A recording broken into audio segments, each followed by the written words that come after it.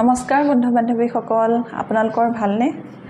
আশা কৰোঁ আপোনালোক সকলোৱে ভালে আছে। সংগীতা শইকীয়াৰ আন এটা নতুন ব্লগলৈ আপোনালোক সকলোকে স্বাগতম জনাইছোঁ। আজি মই আপোনালোকলৈ এটা বেলেগ টপিক লৈ আহিছোঁ। টপিকটো এনে ধৰণৰ যে গৰম দিন আহিছে, এতিয়া ছিজনটো চেঞ্জ হৈছে, ঠাণ্ডা দিন গৈছে, গৰমৰ দিন আহিছে। গতিকে ছিজন চেঞ্জৰ কাৰণে আপোনাৰ স্কিনত বহুত প্ৰব্লেমে দেখা দিব পাৰে। এই গৰমৰ দিনকেইটাতনো আপোনালোকে আপোনাৰ স্কিনখনত কেনেধৰণে যত্ন ল'ব তাৰ বিষয়ে কিছুমান টপিক ডিছকাছ কৰিম। সেই ডিছকাছটো আপোনালোকে প্ৰথমতে ভিডিঅ'টো চাব, তাৰপিছত বুজিব, তাৰপিছত ব্যৱহাৰ কৰিব। চাব আপোনাৰ স্কিনখন মেজিকৰ দৰে কাম কৰিছে, বহুত গ্ল' আহিছে, শ্বাইনিং হৈছে। সেইকাৰণে ভিডিঅ'টো শেষলৈকে চাব। প্ৰথমতে মই ষ্টাৰ্ট কৰিম ভিতৰৰ পৰা যত্ন। স্কিনখনৰ ভিতৰৰ পৰা আমি কেনেধৰণে যত্ন কৰিব পাৰোঁ তাৰ বিষয়ে প্ৰথমতে ষ্টাৰ্ট কৰি ল'ম মই। প্ৰথমতে আপোনালোকে খোৱা বোৱাৰ ওপৰত গুৰুত্ব দিব লাগিব। স্কিনখন ভাল হ'বলৈ হ'লে ভিতৰৰ পৰা ভাল কৰা মানেই হ'ল খোৱা বোৱাখিনি গুৰুত্ব দিলেহে আপোনাৰ স্কিনখনৰ পৰিৱৰ্তন আপুনি অলপ সোনকালে দেখা পাব। বাহিৰৰ লগোৱাতকৈও খোৱাৰ ওপৰত বেছি গুৰুত্ব দিব লাগিব। প্ৰথমতে আপুনি ৰাতিপুৱা উঠিব, ফ্ৰেছ হৈ ল'ব। লোৱাৰ পিছত আপুনি দুগিলাচ কুহুমীয়া পানী খাব। পানী দুগিলাচ খোৱাৰ পিছত আপোনালোকে দিনটোত এটা নাৰিকলৰ পানী খাব পাৰে। নাৰিকলৰ পানী বডিৰ কাৰণে বহুত ভাল হয়, স্কিনৰ কাৰণেও ভাল হয়, চুলিৰ কাৰণেও ভাল হয় নাৰিকলৰ পানীটো। গতিকে আপোনালোকে দিনত অন্তত এটা নাৰিকলৰ পানী খাব পাৰে। এটা নাৰিকলৰ পানী খালে বহুত ভাল। তাৰ উপৰিও আপোনালোকে দিনটোত ফ্ৰুটছ খাব লাগে। ফ্ৰুটছটো খোৱা গৰমৰ দিনত বহুত ভাল। তাৰ পৰা যিখিনি জুচ পায় সেইটোতো পায়, ফাইবাৰো পায়। আৰু লগতে ফ্ৰুটছ এনেধৰণৰ হ'ব লাগে যিটো ফ্ৰুটছত ভিটামিন চি থাকে, তেনেকুৱা ধৰণৰ ফ্ৰুটছ খালে বেছিকৈ ভাল।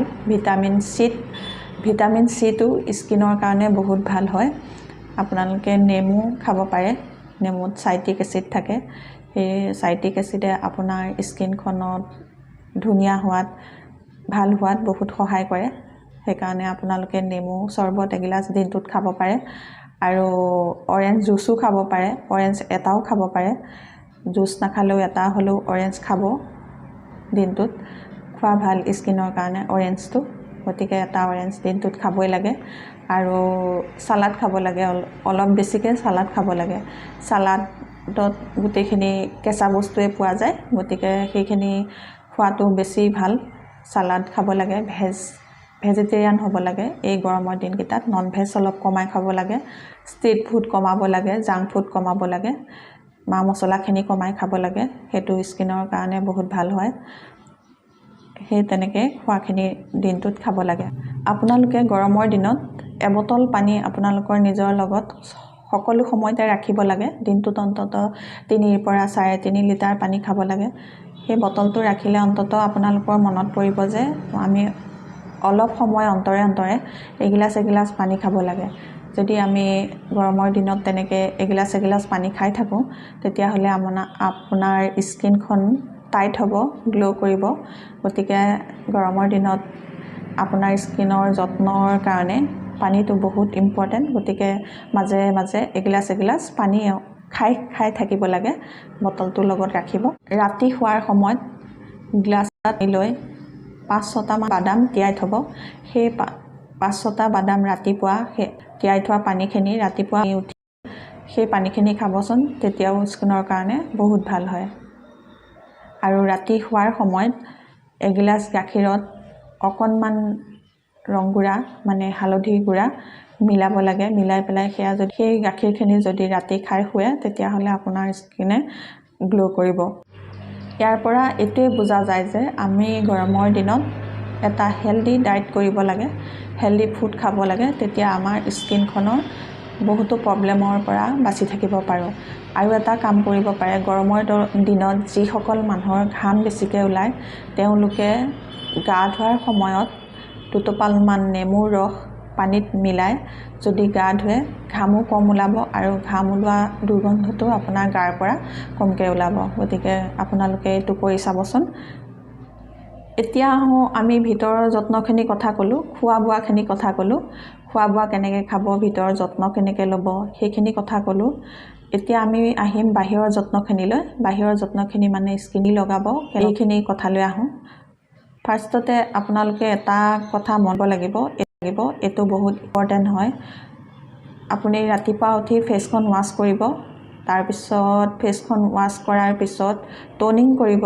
টনিং ভাল টনাৰ এটা দি কৰিব। ভাল টনাৰ ল'ব। টনাৰ লৈ গালখন টনিং কৰিব, মুখখন টনিং কৰিব। তাৰপিছত ভাল এটা মইশ্চাৰাইজাৰ লগাব। মইশ্চাৰাইজাৰ লগোৱাৰ 15 মিনিটমান পাছত আপোনালোকে এক ভাল ব্ৰেণ্ডৰ বা আপোনালোকে যি ব্ৰেণ্ড ভাল পায় তেনেকুৱা ব্ৰেণ্ডৰ SPF 50 PA++ থকা ছানস্ক্ৰীম ল'ব। ছানস্ক্ৰীমটোৰ কথা মই আগৰ পৰাই কৈ আহিছোঁ যে SPF 50 PA++ ছানস্ক্ৰীম লাগে। তেনেকুৱা হ'লে ভাল। যদি কম হয় তেতিয়াহ'লে গৰমৰ ৰ'দটোৱে আপোনাৰ স্কিনখন পুৰিব, ক'লা চামনি এটা পৰিব। সেই ক'লা চামনিটো পৰিলে স্কিনখন আপোনাৰ গ্ল' নাহিব আৰু শ্বাইনিং নকৰিব। গতিকে আপোনালোকে ছানস্ক্ৰীমটো সেইটোৱে ব্যৱহাৰ কৰিব। গৰমৰ দিনত আপোনালোকে মেকআপটো লাইট মেকআপ কৰিব আৰু টোপনি পূৰা হ'ব লাগে। টোপনি পূৰা নহ'লে স্কিনখনত প্ৰব্লেম দেখা যায়। সেইকাৰণে দিনটোত তাৰপিছত স্কাৰ্বলৈ আহোঁ। কমলা বাকলি আপোনালোকৰ শুকান যদি কমলা বাকলি আছে, যদিও নাই আপোনালোকে কমলা খালে বাকলিকেইটা থৈ দিবচোন। সেই বাকলিকেইটা থৈ দিয়া বাকলিকেইটা গৰমৰ দিনত বহুত প্ৰয়োজন হয়। বাকলিকেইটা আপোনালোকে শুকুৱাই থ'ব। তাৰপিছত গুড়া বনাব। মিক্সিতে দি পেলাই গুড়া বনাই ল'ব পাৰে। সেই গুড়াখিনিত কমলাৰ বাকলিৰ গুড়া ল'ব। তাৰপিছত তাতে এচামুচ নেমুৰ ৰস ল'ব, মিহলাই পেলাই গালখন মাছাজ কৰিব। মাছাজ চাৰ্কুল মোচনত কৰিব। চাৰ্কুল মোচনত মাছাজ কৰিব ওপৰলৈ টানি টানি। এনেকৈ হ'ব, এনেকৈ ওপৰলৈ টানি দিব, এনেকৈ ঘূৰাব, ওপৰলৈ টানি দিব। আৰু কপালখন কৰোঁতে সদায় এনেকৈ ওপৰলৈ কৰিব। এনেকৈ হালকা হালকা হাতেৰে ওপৰলৈ কৰিব। নাকটোত এনেকৈ কৰিব, নাকটো ওপৰলৈ টানিব, এনেকৈ টানিব। এইখিনি ওচৰত এনেকৈ কৰিব। এইখিনি ওচৰত দুটা আঙুলি এনেকৈ কৰিব। এইখিনিকে ওপৰলৈ টানি এইটো মোচনত স্ক্ৰাব কৰিব। এইটো স্ক্ৰাব আপোনাৰ স্কিনখনৰ মাছাজ হৈ যায়, লগতে স্ক্ৰাবো হৈ যায়। আৰু স্ক্ৰাব কৰিলে আপোনাৰ নোমৰ গুৰিত যদি কিবা বেয়া বস্তু এইবিলাক সোমাই থাকে সেইবিলাক ওলাই আহে আৰু স্কিনৰ নোমৰ গুৰিটো খোল খাই যায়। সেই খোল খাই যোৱাৰ পিছত যদি আপুনি ভাল এটা ফেচ পেক লগায় তেতিয়াহ'লে ভাল কামত দিব। গতিকে স্ক্ৰাবটো কৰিলে ভাল। মই এটা স্ক্ৰাব ক'লোঁ কমলা বাকলি আৰু নেমু ৰসৰ কথা। দ্বিতীয়তে আৰু এটা ক'ম, কফি এচামুচ ল'ব। তাৰপিছত তাতে এচামুচ চেনি লৈ গুড়া কৰিব। চেনি এচামুচ, কফি এচামুচ গুড়া কৰিব। কৰি তাতে অলিভ অইল 10-12 টোপালমান দিব। সেই অলিভ অইল দিয়াৰ পিছত তাতে 2টা ভিটামিন ই কেপচুল মিলাব। ভিটামিন ই কেপচুল মিলাই ধুনীয়াকৈ পেষ্টটো বনাব। পেষ্টটো ধুনীয়াকৈ মিহলাই ল'ব, মিহলাই পেলাই পেষ্টটো বনাই মুখত মাছাজ কৰি কৰি স্ক্ৰাব কৰিব। মাছাজ কৰি কৰি স্ক্ৰাব কৰা 2-3 মিনিট স্ক্ৰাব কৰিব লাগে। 2-3 মিনিট স্ক্ৰাব কৰাৰ পিছত মুখখন ঠাণ্ডা পানীৰে ধুব। তাৰপিছত দেখিব আপোনাৰ স্কিনটো বহুত পৰিছে, শ্বাইনিং কৰিছে। গতিকে স্ক্ৰাবটো কৰিলে আপোনাৰ নোমৰ গুৰিবিলাক চাফা হৈ যায়, দেখি ধুনীয়া হয়।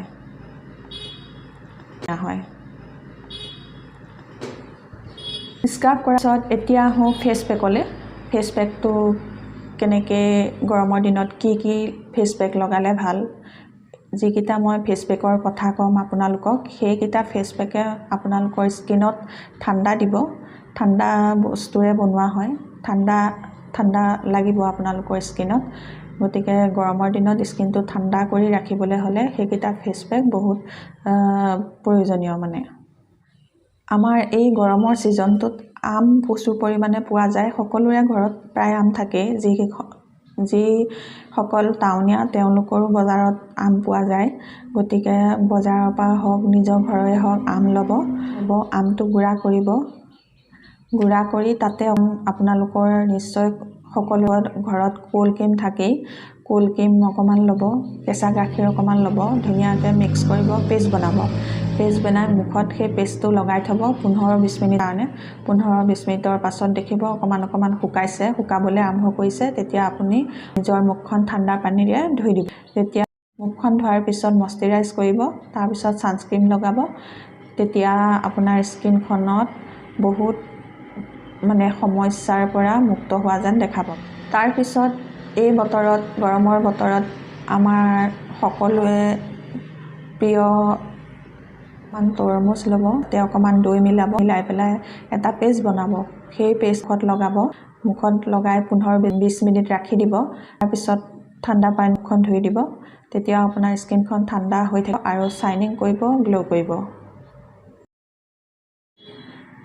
আৰু এটা বহুত ভাল ফেচ পেক ভিটামিন চি থকা ভিটামিন চি প্ৰচুৰ পৰিমাণে পোৱা যায় নেমুৰ লগত মৌ মিলাব 1 চামুচ বা 2 চামুচ নেমুৰ ৰস 1 চামুচ মৌ মিলাই বনাব সেই পেষ্টটো মুখত 15-20 মিনিটৰ কাৰণে লগাই তাৰ পিছত মুখখন ঠাণ্ডা পানীৰে ধুব তেনেকৈ কৰিলেও বহুত ভাল তিয়হ আৰু চেনি মিক্সিত গুড়া কৰি ল'ব তাতে অকণমান দৈ মিলাব দৈ মানে 1 চামুচমান ল'লে হৈ যাব 1 চামুচমান দৈ অকণমান তিয়হ ল'ব 1 চামুচ চেনি ল'ব মিক্সিত গুড়া কৰি ল'ব লৈ পেলাই তাতে 1 চামুচ দৈ মিহলাই পেলাই আপোনালোকে সেই পেকটো মুখত লগাব মুখত লগোৱাৰ পিছত 15-20 মিনিট ৰাখিব তাৰ পিছত ঠাণ্ডা পানীৰে ধুই দিব এইটো কৰিলেও মুখখন বহুত পৰিমাণে গৰমৰ দিনত ফ্ৰেছ দেখিব শাইনিং আহিব গ্লো আহিব আপোনালোকক মই বহুত কেইটা ফেচ পেক স্কাৰ্ফ আৰু খোৱাৰ নিয়ম নীতি গালত কেনেকুৱা ধৰণৰ বস্তু লগাব লাগে ভিতৰৰ পৰা যত্ন আৰু বাহিৰৰ পৰা ফেচখনৰ যত্ন গৰমৰ দিনত কেনেকুৱা ধৰণে ল'ব সেই বিষয়ে ডিসকাস কৰিলোঁ যদি মোৰ এই ডিসকাসখিনি আপোনালোকৰ ভাল লাগিলে তেতিয়াহ'লে মোৰ ভিডিঅ'টো চাই যদি ভাল পাইছে তেতিয়াহ'লে আপোনালোকে কমেন্ট কৰিব লাইক কৰিব ভিডিঅ'টো শ্বেয়াৰ কৰিব আৰু লগতে সাবস্ক্ৰাইবটো কৰিব আপোনালোকৰ সাবস্ক্ৰাইব এটা পাম বুলি আশা থাকিল যদি ভাল লাগিছে সাবস্ক্ৰাইবটো কৰিব এতিয়া লৈ বহুত সময় হ'ল মই ভিডিঅ'টো সামৰিব লাগিব নমস্কাৰ আজিলৈ আহোঁ